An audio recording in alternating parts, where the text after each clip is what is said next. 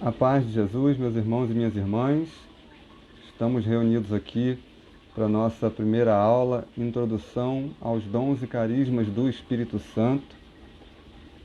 Então, nesse primeiro momento, eu estou testando aqui, ver se o áudio, se a imagem está bacana aí para vocês. Acho que melhorou agora a imagem. Pega a Bíblia, Catecismo da Igreja Católica.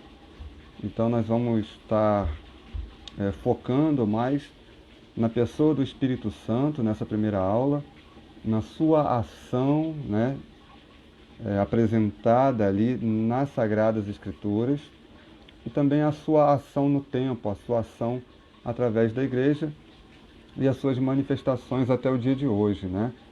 E a gente vai mergulhar então numa intimidade maior com o Espírito Santo, e aí, né, pelo próprio Espírito Santo, nós teremos acesso a todas as graças, aos dons e carismas que Ele quiser nos dar.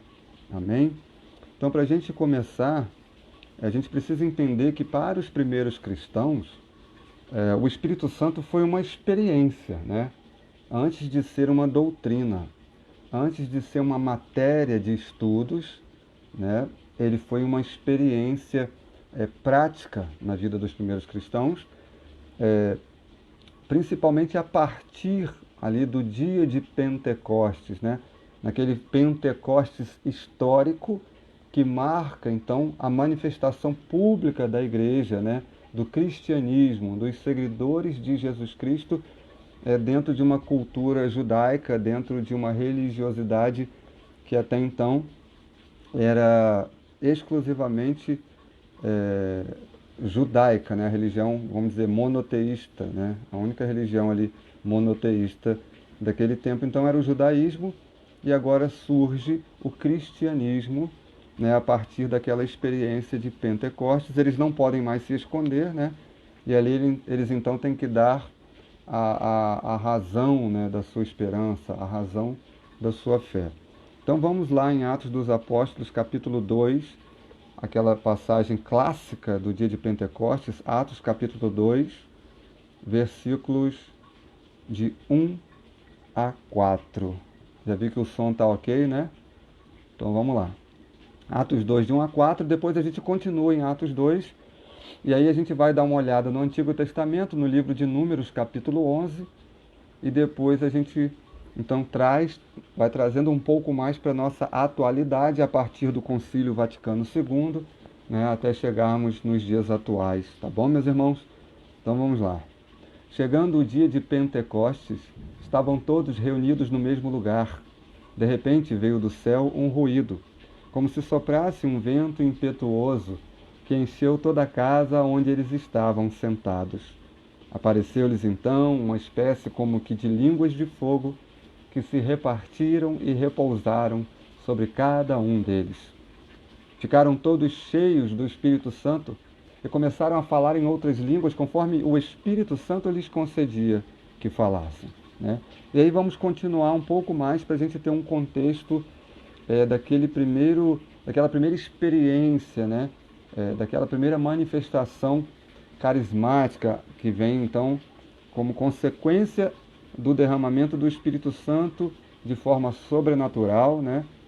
Então aqui Jesus cumprindo a sua promessa do derramamento do Espírito Santo, e a gente já começa a ver ali as suas primeiras consequências.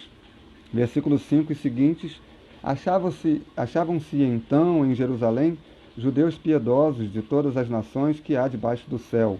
Ouvindo aquele ruído, reuniu-se muita gente e maravilhava-se de que cada um os ouvia falar na sua própria língua. Profundamente impressionados, manifestavam a sua admiração. Não são, porventura, galileus todos estes que nós ouvimos falar? Como então todos nós os ouvimos falar, cada um na nossa própria língua materna? Partos, medos, elamitas, os que habitam a Mesopotâmia, a Judéia, a Capadócia, o Ponto, a Ásia, a Frígia e a Panfilha, o Egito e as províncias da Líbia próximas a Cirene, peregrinos romanos, judeus ou prosélitos, cretenses e árabes, ouvimos-nos publicar em nossa própria língua as maravilhas de Deus. Estavam, pois, todos atônitos e sem saber o que pensar. Perguntavam uns aos outros: o que significam estas coisas? Outros, porém, escarneciam, dizendo: estão todos embriagados de vinho doce. Então veja, nesse primeiro momento as pessoas ainda não podiam compreender ou entender o que estava acontecendo diante deles, né? Então Pedro, aquele que tinha negado Jesus alguns dias atrás, Pedro, o primeiro Papa, né? Agora ele se levanta com voz forte, agora ele se levanta cheio do Espírito Santo e vai então explicar, tentar atualizar para eles aquela experiência que estava acontecendo a partir do derramamento do Espírito Santo, exatamente com algumas passagens do Antigo Testamento. Sobretudo, ele toma aqui o profeta Joel, no seu capítulo 3, né, trazendo agora para eles essa atualização da profecia de Joel, dizendo que agora isso está se cumprindo. Aquilo que já havia sido predito por tantos profetas, aquilo que Deus já tinha sinalizado através dos seus profetas, agora se cumpre diante dos nossos olhos e a gente então não é capaz de assimilar essa experiência, né? Então, versículo 14, Pedro começa a explicar. Pedro, então, pondo-se de pé em companhia dos 11, com voz forte, agora já não é mais aquele Pedro temeroso, aquele Pedro explosivo, né? Mas agora é Pedro, assumindo o seu cajado de pastor da igreja, ele se levanta e começa a dizer: homens da Judéia, e vós todos que habitais em Jerusalém, seja-vos isto conhecido e prestai atenção às minhas palavras. Estes homens não estão embriagados, como vós pensais, visto não ser ainda a 3ª hora do dia. A 3ª hora do dia seria aproximadamente 9 horas da manhã, né? Então ele está dizendo, é muito cedo, né? Mesmo aqueles que bebem, não tinha ninguém bebendo ainda. Mas cumpre-se o que foi dito pelo profeta Joel. Acontecerá nos últimos dias, é Deus quem fala. Derramarei do meu espírito sobre todo ser vivo. Profetizarão os vossos filhos e as vossas filhas. Os vossos jovens terão visões, e os vossos anciãos sonharão. Sobre os meus servos e sobre as minhas servas derramarei naqueles dias do meu espírito e profetizarão. E aí ele vai narrando aquele texto do capítulo 3 do profeta Joel, dizendo, olha, isso tudo está se cumprindo agora. É exatamente como foi narrado, agora está se cumprindo, né? Então veja que agora a narrativa dos Atos dos Apóstolos, a narrativa do dia de Pentecostes diz que todos ficaram cheios do Espírito Santo, começaram então as suas manifestações carismáticas, a profecia, o louvor espontâneo, né? A oração efusiva, né? A audácia apostólica, a ousadia para pregar a palavra, para falar a palavra de Deus, uma nova compreensão do Antigo Testamento que eles até então não tinham. E veja que de repente agora, com o derramamento do Espírito, é como se acendesse uma luz ali na cabeça de Pedro e ele começa a entender, tudo começa a fazer sentido e ele começa a pregar poderosamente a palavra de Deus, né? A primeira consequência do derramamento do Espírito Santo. Só que ele pega essa experiência agora e a partir do texto do capítulo 3 do profeta Joel, ele faz um contexto escatológico do derramamento do Espírito e da manifestação carismática como consequência do derramamento do Espírito, né? Então ele diz, olha, acontecerá nos últimos dias que derramarei o meu Espírito Santo. Então veja, ao mesmo tempo ele diz, olha, que a graça do derramamento do Espírito Santo, a graça da manifestação carismática do Espírito Santo sobre a sua igreja é uma graça reservada para os cristãos dos últimos dias. E ao mesmo tempo ele diz, olha, se isso está acontecendo, significa que nós já adentramos os últimos dias, né? E a escatologia é a ciência teológica que trata dos últimos tempos, da vinda última de nosso Senhor Jesus Cristo, né? E assim como ele foi preparar um lugar para nós lá no céu, ele vai voltar no último dia para buscar aqueles que são dele. E veja, Pedro então faz uma contextualização, dizendo que essa graça do derramamento do Espírito de uma maneira profética, com as manifestações carismáticas, é uma graça que vai então preparar a igreja para os últimos dias, para a vinda última de nosso Senhor Jesus Cristo.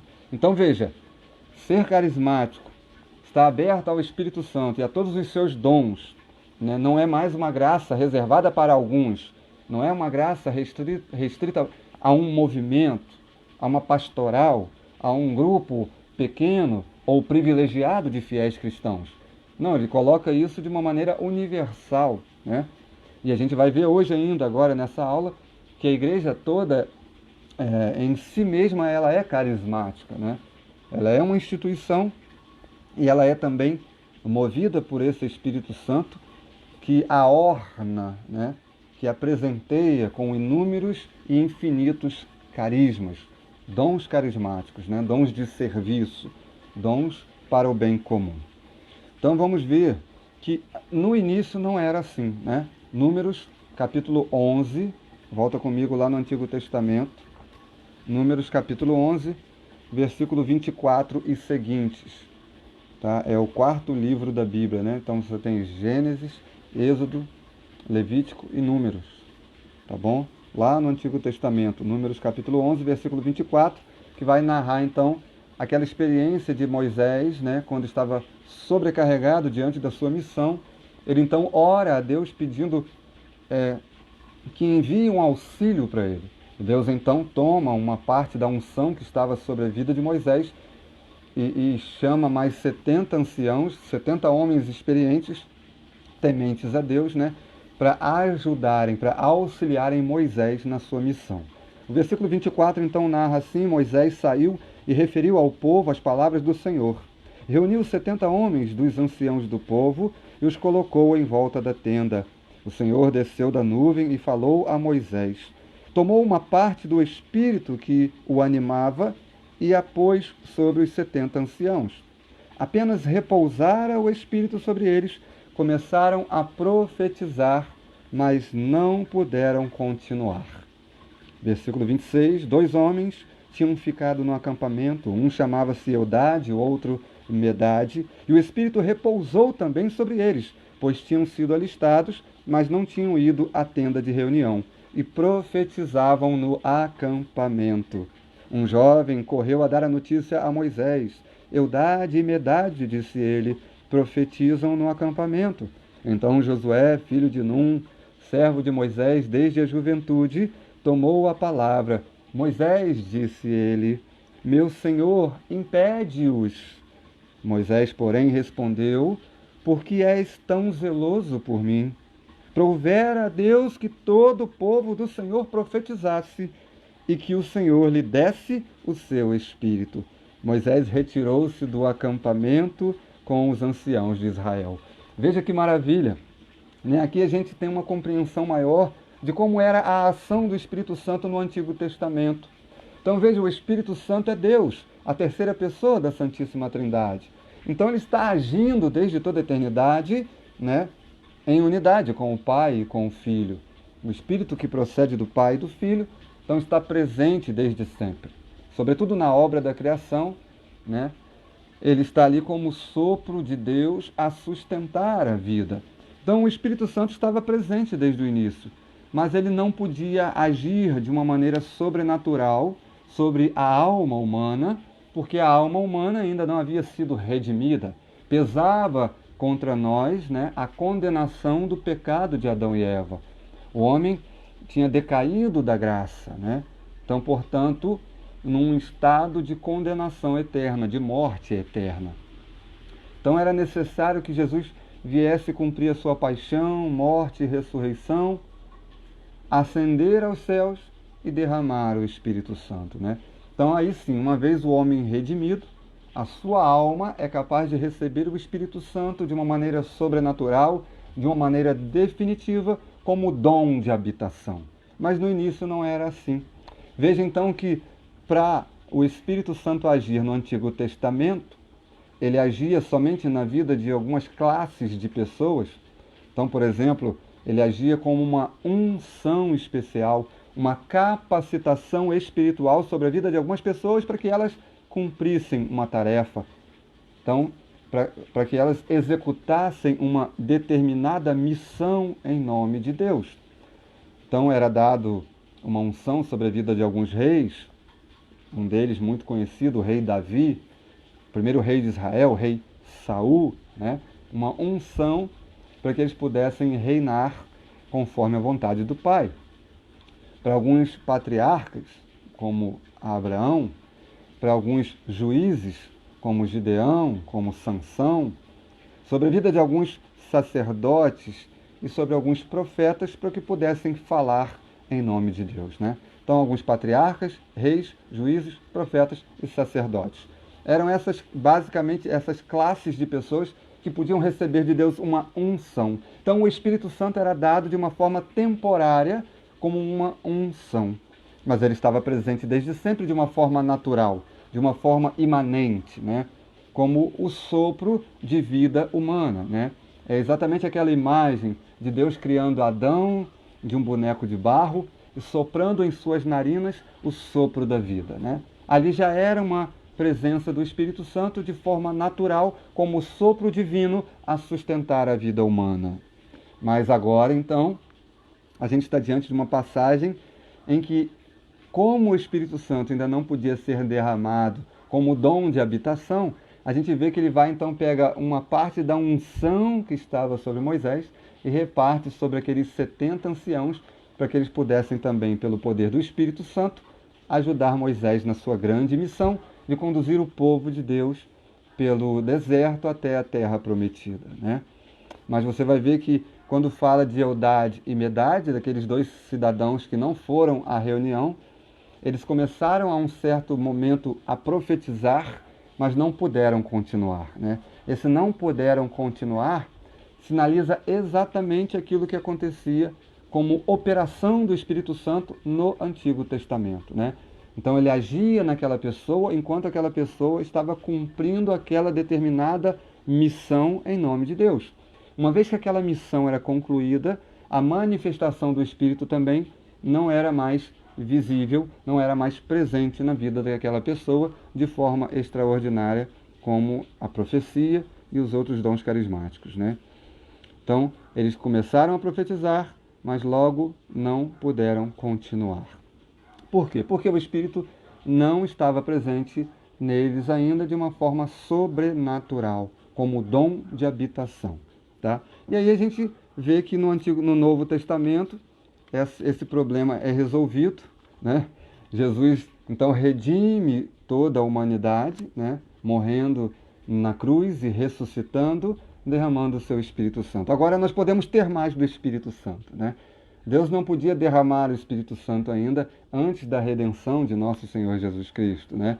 Deus não derramaria uma graça tão grande, né, sobre uma pessoa que estava eternamente condenada à morte. Agora não. Agora o homem redimido é capaz de receber, né, de forma sobrenatural a presença definitiva do Espírito Santo. Por isso Jesus vai dizer, e você pode abrir comigo, João, capítulo 16, Evangelho de São João, capítulo 16, a partir do versículo 5, onde nós vamos então compreender um pouco mais qual é a primeira missão do Espírito Santo em nós, antes dos dons carismáticos, né? Existe uma missão salvífica, né? O Espírito Santo é o penhor da salvação, é a garantia da nossa salvação, se nós nos deixarmos conduzir por ele. João capítulo 16, versículo 5. Agora vou para aquele que me enviou. E ninguém de vós me pergunta para onde vais? Porque vos falei assim, a tristeza encheu o vosso coração. Entretanto, digo-vos a verdade, convém a vós que eu vá, para que ele venha. Ele, pronome pessoal, né? Dirigido ao Espírito Santo. Veja, agora não é mais o vento, não é mais um símbolo. Vento, água, fogo, chuva, pomba, sopro, né? Agora é ele. É a terceira pessoa da Santíssima Trindade. Convém a vós que eu vá, para que ele venha. Veja, porque se eu não for, o Paráclito não virá a vós. Mas se eu for, eu vou-lo enviarei. E quando ele vier, o Espírito Santo, convencerá o mundo a respeito do pecado, ou seja, a consciência, né, da nossa ofensa a Deus, a respeito do juízo, né, o último dia, né, o juízo, a vida de santidade, porque todos nós seremos julgados. Convencerá o mundo a respeito do pecado, que consiste a respeito do pecado, da justiça e do juízo, versículo 9. Convencerá o mundo a respeito do pecado que consiste em não crer em mim. Ele o convencerá a respeito da justiça, porque eu me vou para junto do meu Pai, e vós já não me vereis. Ele o convencerá a respeito do juízo, que consiste em que o príncipe deste mundo já está julgado e condenado. Muitas coisas ainda tenho a dizer-vos, mas não a podeis suportar agora. Quando vier o Paráclito, o Espírito da Verdade, ensinar-vos-á toda a verdade, porque não falará por si, mas dirá o que ouvir, e anunciar-vos-á as coisas que virão. Então veja, aqui Jesus fala agora de uma missão do Espírito, a missão de convencer os corações a respeito do pecado, da justiça e do juízo. Mas aqui Jesus faz uma relação de causa e efeito entre a sua redenção, ou seja, convém a vós que eu vá, e esse vai, né, esse subir aos céus novamente, passa pela sua paixão, morte e ressurreição, e agora a sua ascensão, para que o Espírito Santo seja derramado. Convém a vós que eu vá, para que ele venha. Em outras palavras, Jesus está dizendo assim, olha, se eu não for, eu estou restrito, eu estou preso numa natureza humana se eu ficar aqui, né? E aí, em pouco tempo, eu vou morrer e vou ser esquecido, se eu ficar apenas na minha natureza humana. E eu vou ser mais uma pessoa que passou, um grande profeta que falou coisas maravilhosas, mas daqui a 100, 200 anos eu vou ser esquecido. Mas se eu for, eu vou derramar o meu Espírito Santo. E agora eu não estarei somente no meio de vocês durante 3 anos, vamos dizer assim, como ele ficou. Mas agora eu estarei com vocês até o fim dos tempos, porque agora eu estarei dentro de vocês, né? Não só no meio de vocês, mas em vocês, através do meu Espírito Santo. Entende? Agora o Espírito Santo dá continuidade à obra salvífica de nosso Senhor Jesus Cristo, e essa obra, então, passa também necessariamente pela capacitação daqueles que o recebem, através da graça habitual, das virtudes infusas, dos dons de santificação, mas também dos dons efusos, dos dons carismáticos, dos dons de serviço, que é o conteúdo, o tema central do nosso curso Dons e Carismas. Tá bom, meus irmãos? Veja que eu não estou aqui usando 1 Coríntios capítulo 12, naquela clássica passagem que nós vamos trabalhar exaustivamente nas outras aulas, né? Mas eu estou aqui ainda no preâmbulo dos carismas, né? Falando mais da pessoa do Espírito Santo e da sua ação na alma humana e na igreja, tá? Então vamos lá.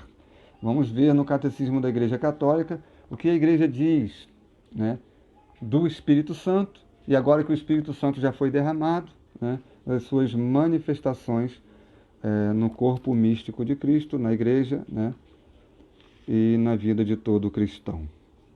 Vamos pegar o número 667.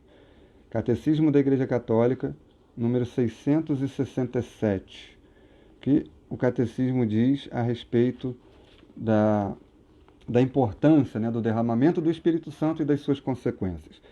Então veja, falando da ascensão de Jesus, convém a vós que eu vá, para que ele venha, o número 667 do Catecismo Católico diz assim: tendo entrado uma vez por todas no santuário dos céus, ou seja, tendo ascendido aos céus, né, Jesus Cristo intercede sem cessar por nós, como mediador que nos garante permanentemente a efusão do Espírito Santo. Vou repetir. Tendo entrado uma vez por todas no santuário dos céus, Jesus Cristo intercede sem cessar por nós, como mediador que nos garante permanentemente a efusão do Espírito Santo, o derramamento do Espírito Santo. Veja que maravilha! É como se o catecismo estivesse dizendo agora, à direita do Pai, Jesus não faz outra coisa senão interceder por nós para garantir um permanente derramamento do Espírito Santo sobre as nossas vidas. Por quê? É sinal de que isso é importante, é sinal de que isso já não é mais uma opção, ser carismático ou não ser carismático, não é mais uma opção, porque nós já estamos entrando nos últimos dias. Então é o Espírito Santo quem vai nos preparar e preparar a igreja para receber, né, na sua vinda última, na sua parousia, nosso Senhor Jesus Cristo, que vem para julgar os vivos e os mortos, né, meus irmãos? Então é como se Pedro estivesse dizendo lá em Atos dos Apóstolos, capítulo 2, versículo 17, ou seja, só vão suportar os últimos dias os homens e mulheres que que se deixarem conduzir pelo Espírito Santo. E Jesus está intercedendo por nós sem cessar. E às vezes ainda existem resistências dentro de nós. Será que é para mim? Será que não é? Isso não é só para grupo de oração? Isso é só para os carismáticos? Não, meu irmão e minha irmã. É uma graça para todos aqueles que foram chamados por Deus a morar no céu, tá bom? Então vamos continuar. Catecismo da Igreja Católica, número 2003. Se você quiser anotar, número 2003 também fala sobre os dons e carismas do Espírito Santo. Número 2003 vai dizer assim: a graça é, antes de tudo e principalmente, o dom do Espírito Santo, que nos justifica e nos santifica. Veja, a graça maior é o próprio Espírito Santo. O dom maior é o próprio Espírito Santo, né, que faz dom de si mesmo, né, para poder habitar em nós. Mas a graça compreende igualmente os dons que o Espírito Santo nos concede, para nos associar à sua obra, para nos tornar capazes de colaborar com a salvação dos outros e com o crescimento do corpo de Cristo, a Igreja. São as graças sacramentais, dons próprios dos diferentes sacramentos. São, além destas, as graças especiais chamadas carismas, segundo a palavra grega empregada por São Paulo e que significa favor, dom gratuito, benefício, né? Seja qual for o seu caráter, às vezes extraordinário, como o dom de milagres, o dom de línguas, os carismas se ordenam à graça santificante e têm como meta o bem comum da Igreja. Acham-se a serviço da caridade que edifica a Igreja, né? E aí a gente poderia falar de outros tipos de graças, né? Mas isso ficou bem claro para nós. Vamos voltar aqui rapidinho agora, ó, no número 799, Catecismo da Igreja Católica, o novo Catecismo da Igreja Católica. Os carismas. Quer extraordinários, quer simples e humildes, os carismas são graças do Espírito Santo que, direta ou indiretamente, têm uma utilidade eclesial, ou seja, são úteis, são necessários à Igreja, pois são ordenados à edificação da Igreja, ao bem dos homens e às necessidades do mundo. Os carismas devem ser acolhidos com reconhecimento por aquele que os recebe, mas também por todos os membros da Igreja, né? Pois são uma maravilhosa riqueza da graça para a vitalidade apostólica e para a santidade de todo o corpo de Cristo, contanto que se trate de dons que provenham verdadeiramente do Espírito Santo e que sejam exercidos de maneira amplamente conforme os impulsos autênticos deste mesmo Espírito, isto é, segundo a caridade, verdadeira medida dos carismas. O termômetro dos carismas é o amor, né? É a caridade, o amor a Deus e ao próximo. É neste sentido que se faz sempre necessário o discernimento dos carismas. Nenhum carisma dispensa da reverência e da submissão aos pastores da Igreja. A eles, em especial, cabe não extinguir o Espírito, mas provar as coisas e ficar com o que é bom, a fim de que todos os carismas cooperem em sua diversidade e complementaridade para o bem comum, né? Para o bem comum. Então, os dons carismáticos são para o bem comum.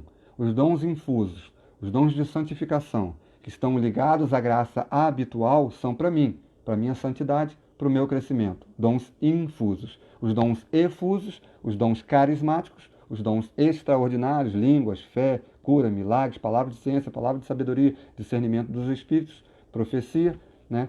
Todos esses dons são para o serviço, para os outros. Então, não estão relacionados exatamente à vida de santidade daqueles que o recebem. De repente, você pode ver um grande pecador sendo usado pelo Espírito Santo poderosamente. Por uma necessidade, o Espírito vai usar, né? Porque os dons carismáticos são para servir aos outros. É para o bem comum. Não é para mim, não é para vangloriar-me, não é para me sentir o Todo-Poderoso e nem tem a ver com a minha santidade, tá? É mais ligado à minha disponibilidade e uma necessidade presente na igreja. O Espírito Santo, então, vai ali manifestando, suscitando novos dons e carismas e vai usando quem estiver disponível, quem se colocar aberto à sua disposição. Entende? É diferente dos 7 dons do Espírito, os dons infusos que estão em Isaías capítulo 11, né? É diferente. Esses dons infusos, os 7 dons, são para o nosso aperfeiçoamento na fé. E os dons carismáticos, que estão lá em 1 Coríntios capítulo 12, de 4 a 11, né, e tantos outros conforme a necessidade ele vai suscitar, são para servir, são ferramentas de trabalho, são ferramentas para uma obra espiritual. Então toda igreja ela precisa estar aberto a essa graça. Veja o que diz aqui no livro, nesse livro que eu já indiquei lá no grupo para os nossos alunos do curso, né, do grupo de estudos Beata Helena Guerra, esse livro do Reinaldo Bezerra, Renovação Carismática, um constante desafio. Aqui tem a palavra de alguns teólogos, grandes homens da igreja, né? Cardeal Ratzinger, o Yves Congar, né? João Paulo II. Então eles falam da dimensão carismática da igreja. Veja bem, em 1998, São João Paulo II, falando no Encontro Mundial dos Movimentos, ele diz: sempre quando intervém, o Espírito Santo deixa maravilhados, suscita eventos cuja novidade causa admiração, muda radicalmente as pessoas e a história.